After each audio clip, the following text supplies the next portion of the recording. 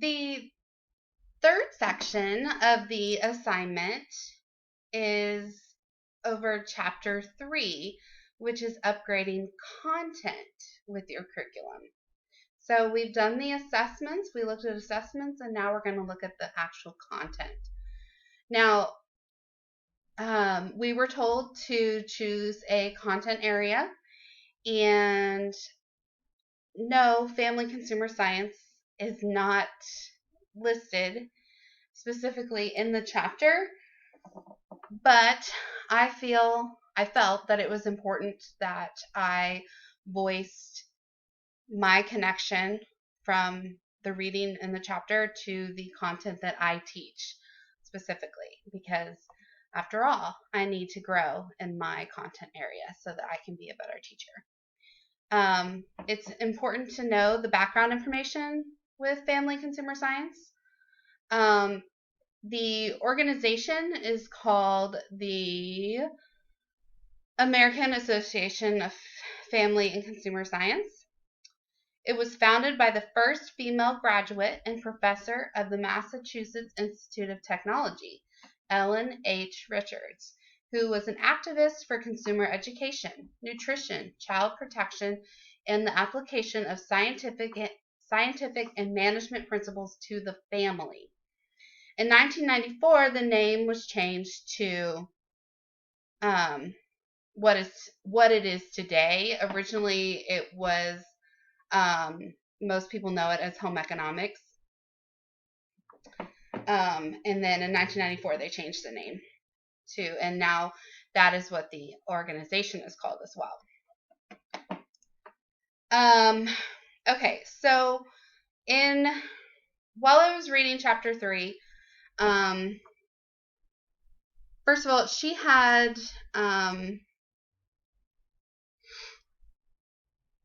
three questions, like three fundamental questions that I really liked, and I think those questions really do help spark the brainstorming, I would say.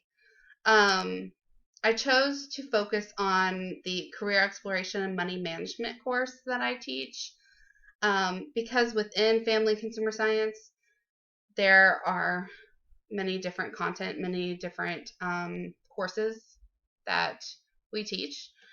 And this is the class that I chose to kind of think about as I was discussing chapter 3. So first, her fundamental questions. What is essential and timeless? What is not essential or dated? What should be created that is evident and necessary? So,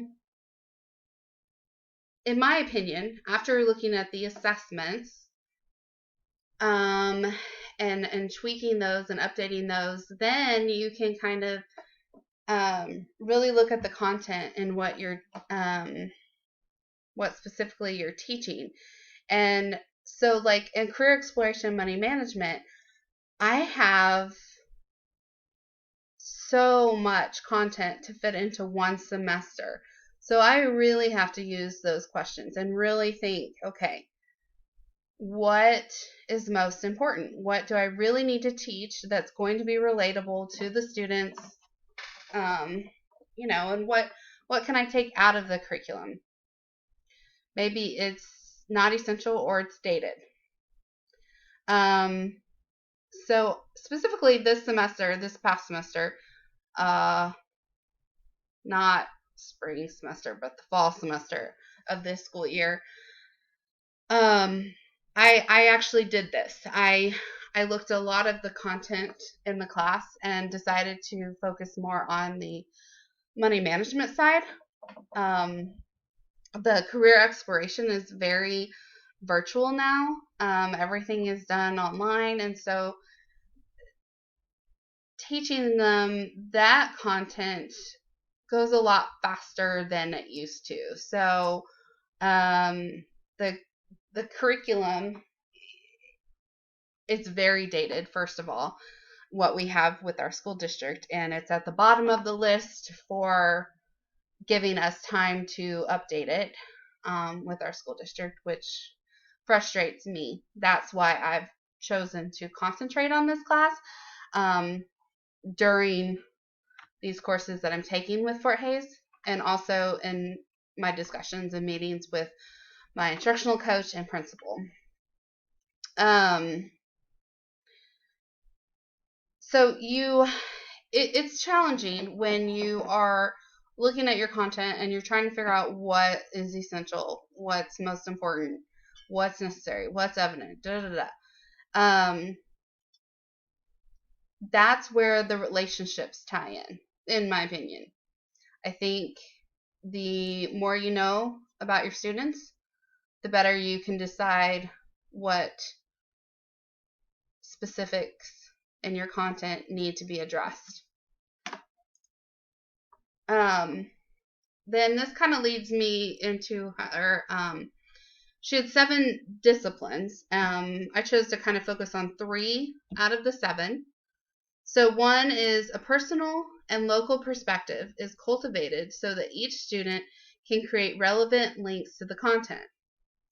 So are the lessons relatable? That is so important. I think I've said it a million times. I've said it before in this assignment. If things are not relatable, you're not going to reach the students. You're just not. So, let's see, an assignment, like a lesson that I updated recently, was giving them, instead of having like specific things on a rubric written out, this is what you need, this many points, it was more open, and I said, I kind of like, here's your budget. You choose what you're going to do with that.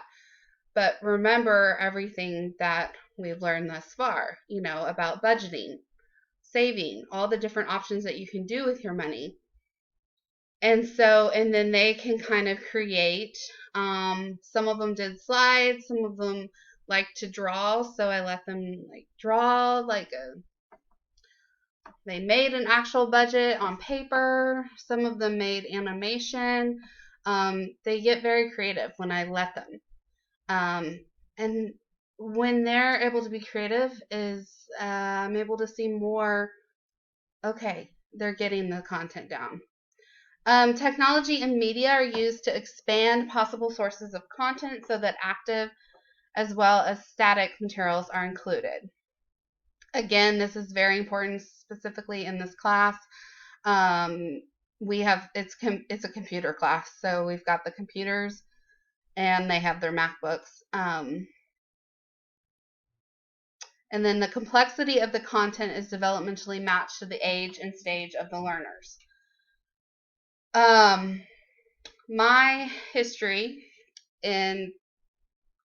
I studied child development in my undergrad and was with early childhood for almost 15 years. And so with anything, when it comes to education and curriculum, you have to look at the developmentally appropriate areas. You have to figure out where your students are. Now, this is where I struggled because I was completely aware that I have so many different levels of development in one class. So how do I make sure that I have proper content for all the different levels?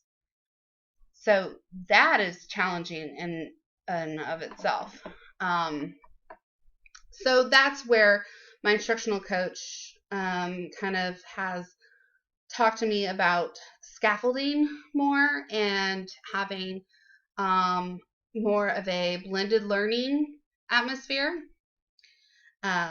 So that is what I'm working on specifically for my content.